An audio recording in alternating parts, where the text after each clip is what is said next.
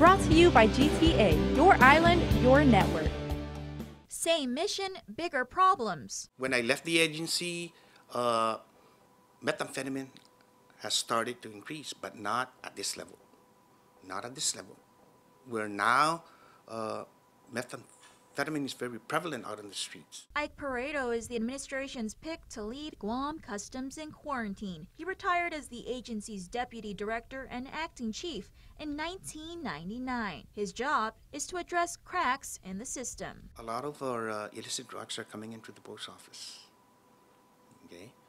Drugs are coming into the post office, and one of the priorities that I also would like to visit is I would like to review, assess, and make changes on our narcotics interdiction strategy at the ports of entry. When that airplane lands, there's certain things that happen. Passengers are offloaded, cargoes are offloaded. They're moved to their respective areas. My concern right now is the movement of cargo out at the ramp areas. We need to gain control of this type of movement, because this is where the loophole comes in. This is where cargo diversion takes place.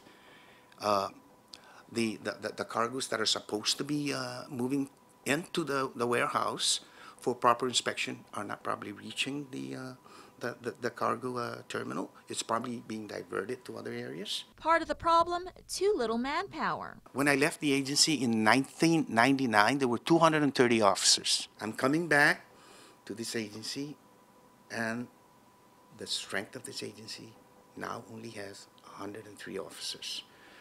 The agency is challenged with a shortage of manpower right now. They're making use of the resources that they have. The shortage most visible at the airport, where there are only 42 officers. Ideally, they'd need double that. That means longer lines. Longer lines and officers on line needs to make a determination on the type of inspection to be conducted. And because of the longer lines, pressure is there that the officer is working twice as hard. Under his watch, Peredo plans to embrace technology. There's no automatic system to track drug suspect coming into our borders for the officers to use as a tool so that they can enhance their knowledge in the interdiction process. That's my concern. As one of their priorities. Though the agency is currently in the process of hiring 29 more officers, that won't be enough. And beefing up manpower won't come cheap. Peredo says he'll be pushing for an increase in the passenger inspection fee, which is currently set at $8.29. We need to increase the fee to meet the demands at the airport, because right now we're not meeting that demand. There's shortage of manpower at the airport.